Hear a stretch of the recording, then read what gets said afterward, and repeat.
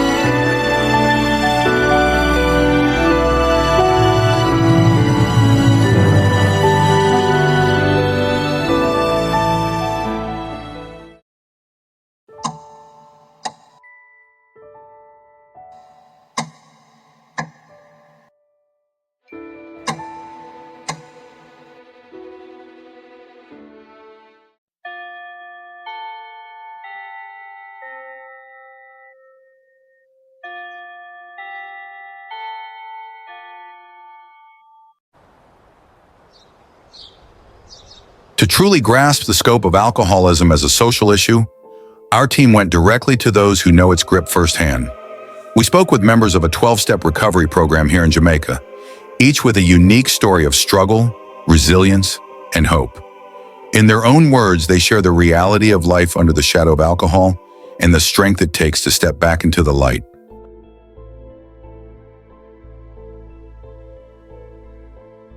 Quite the opposite. They have very well felt capable of making my own decisions, even though they were, in hindsight, very stupid decisions.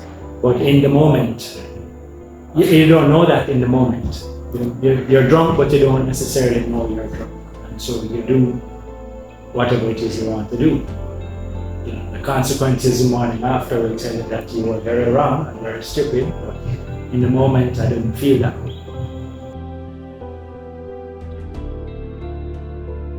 Functioning drunk or functioning alcoholic is a real term, and it's probably one of the worst kind. Like I think I was one as well, because we are the hardest person to convince that we actually have a problem, because as we think we are meeting whatever list of criteria that we need to meet.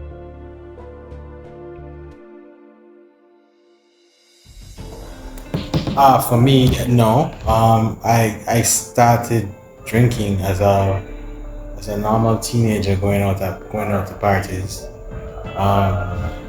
It just progressed, and I was more of a social drinker for many years. It just progressing out in the later part of my life into something more serious. Society, I don't know if I wouldn't say society on a whole glamorizes it, but it certainly is there, certainly in music. You know, there's whatever genre of music you listen to, dancehall, rap, you know, they're singing, you know, Hennessy and whatever it is they're promoting, whatever the hype liquor is now.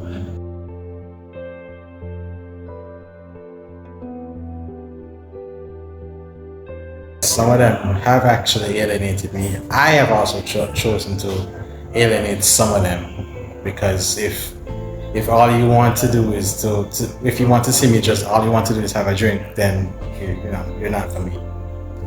You're not for me. You know, as I said, ex-wife, girlfriends who were all waving flags and saying, you have a problem, you have a problem, you have a problem. Now, after a while, when I saw myself fitting my own preconceived image of what an alcoholic was, that's when it became apparent.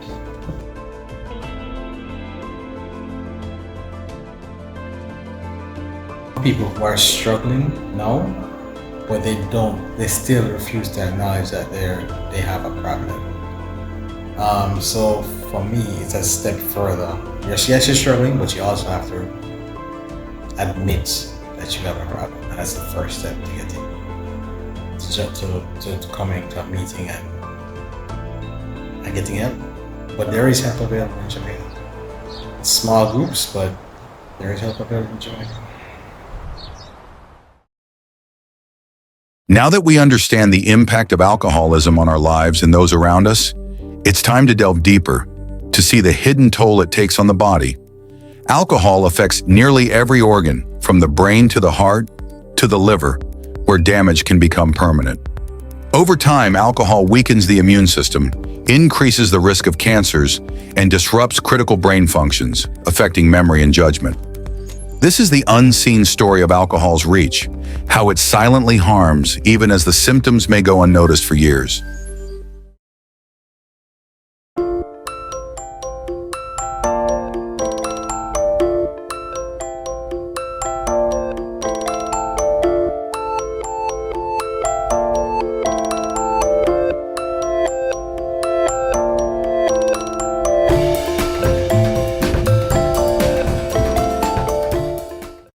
The human body is a vast, complex symphony, a multicellular masterpiece where each organ has its role, every cell its purpose, working in perfect harmony to sustain life. But what happens when drinking alcohol disrupts this balance? With each drink, alcohol flows through vital systems, altering brain chemistry, weakening heart muscles, overloading the liver, and straining the kidneys. In cases of addiction, this once harmonious orchestra begins to falter. One organ struggles, then another, and the entire body starts to suffer. Alcohol becomes more than an occasional intrusion. It's a dissonant note that, if left unchecked, drives the systems that keep us alive toward collapse.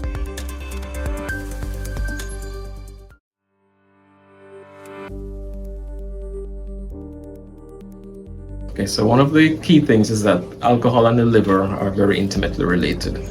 So one of the common things that we see with alcohol-related liver disease is fatty liver. So you can have excess fat being produced in the liver as a result of the toxic effects of alcohol. You can also develop alcoholic hepatitis, which is inflammation of the liver.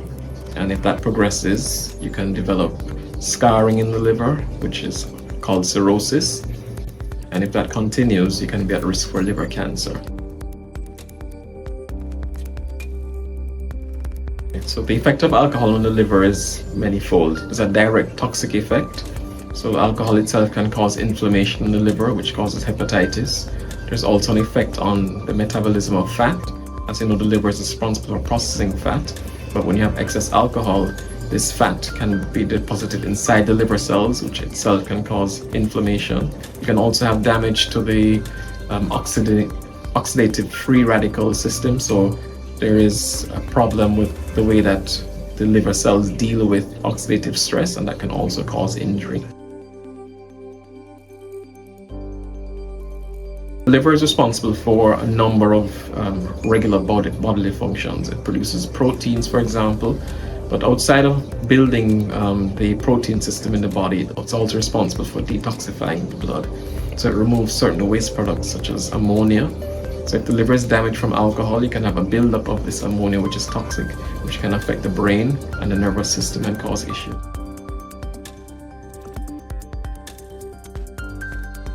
Most of the effects of alcohol are predictable, so they're related to the dose and concentration of the alcohol that's consumed. But there are some genetic factors which are specific to an individual. So certain individuals are at increased risk for liver damage because their genes do not allow them to produce enough of an enzyme which is responsible for breaking down the harmful metabolic products of alcohol. So these individuals are at increased risk of alcohol-related liver damage. When you consume alcohol excessively in the short term, you can have effects on patients or an individual's mood. So you get mood changes. If you continue to consume alcohol, you may be at risk for seizures. So you can have shaking or excess tremors, for example, can happen. You can have an effect on the peripheral nervous system. So you can have nerve damage, which results in numbness in the hands. When individuals consume alcohol, the body does become used to the effect of alcohol, and once you remove that toxic substance, there's a withdrawal component that individuals may experience. This usually is termed as delirium tremens, and individuals may have agitation, you may have seizures, you may have tremors, there may be fever as well, and this is something which sometimes may be quite severe and send individuals to hospital. Outside of that, it is not as common if individuals don't drink excessive amounts of alcohol. So it's usually associated with excess amounts of alcohol in a short period of time, and then having individuals have lesser amounts or suddenly stop consuming alcohol. There are two different approaches to the risk for alcohol, liver injury and brain injury. One is the effect of the alcohol itself. So the longer you consume alcohol, the higher the dose of the alcohol and the specific concentration of alcohol increase the risk of both liver disease and brain injury. And then the second component is what is the genetic profile of the individual consuming it. So if the individual is a male versus female, again, that increases your risk. So females are more susceptible, smaller size individuals are more susceptible, certain races are more susceptible, and then there are other genetic factors which may also increase the risk. Individuals who are older have a general decrease in their ability to respond to certain toxic agents such as alcohol, which means that as you get older, a smaller dose of alcohol may have a more harmful effect. This can be seen in the brain, for example, early onset of dementia. You may have seizures, or you may have strokes, or you may have nerve injury in the peripheral system causing numbness. In the liver, a similar thing happens where you have increased risk of hepatitis or inflammation, increased risk of cirrhosis, increased risk of liver cancer.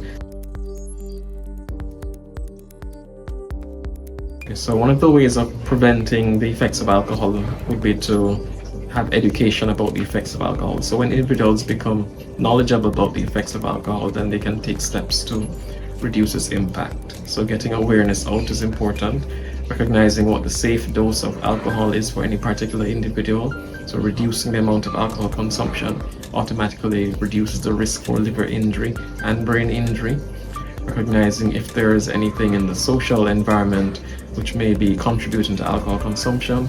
So having a strong social support system, having proper nutrition, which obviously allows the body to fight the effects of the alcohol, and then making sure that any other medical conditions which may increase the risk for liver disease or brain disease are also looked at. The primary treatments for liver-related alcohol injury is abstinence. So stopping consumption of alcohol allows the liver to get a chance to repair itself. And once there is no scarring in the liver is usually pretty good at complete repair.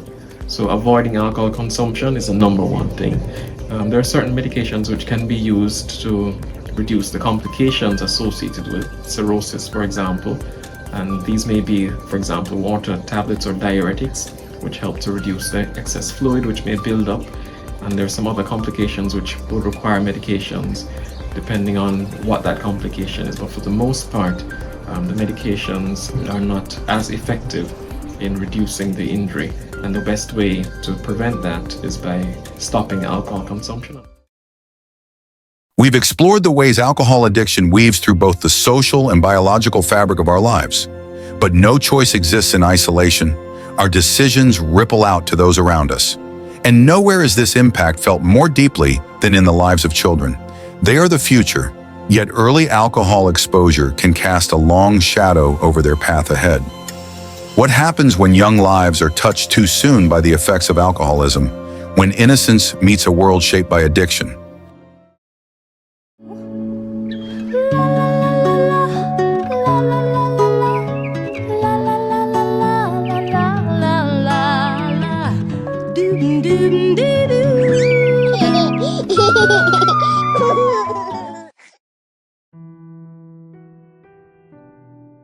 So increased alcohol or alcohol use in pregnancy is associated with miscarriages. So they lose their babies early. Some of the babies may not be miscarriage.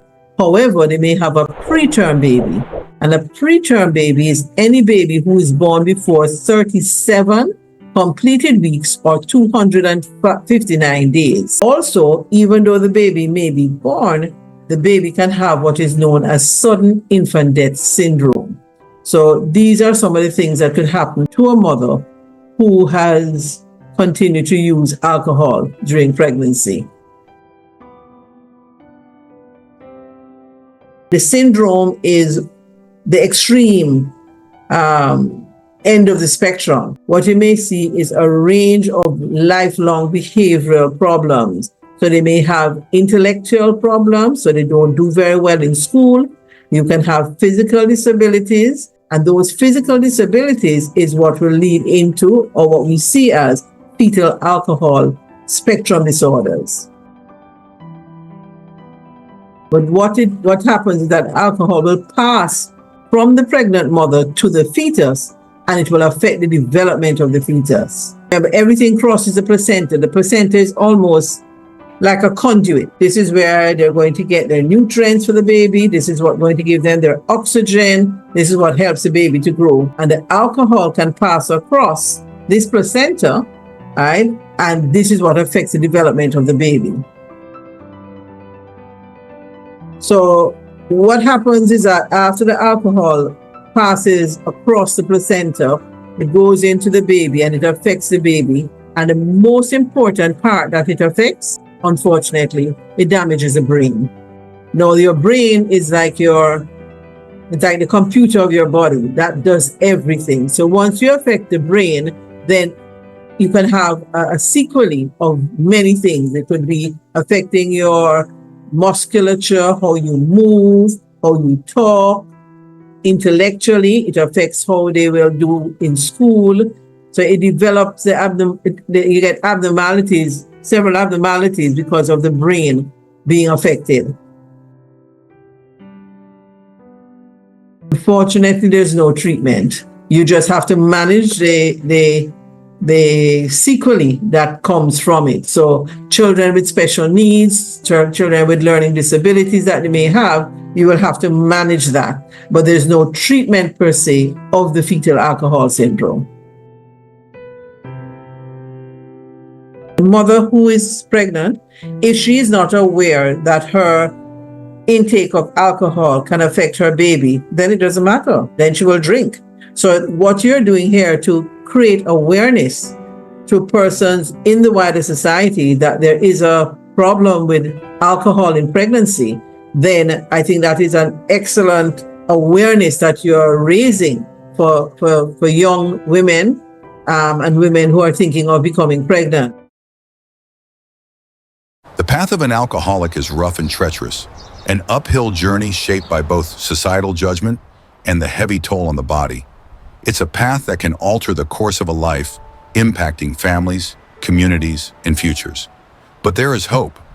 This addiction, though formidable, is not unbeatable.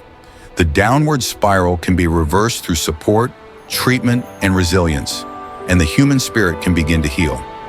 Recovery is possible, and with each step forward, persons who once seemed lost to addiction can find new purpose and strength. In the face of struggle, there lies the promise of redemption.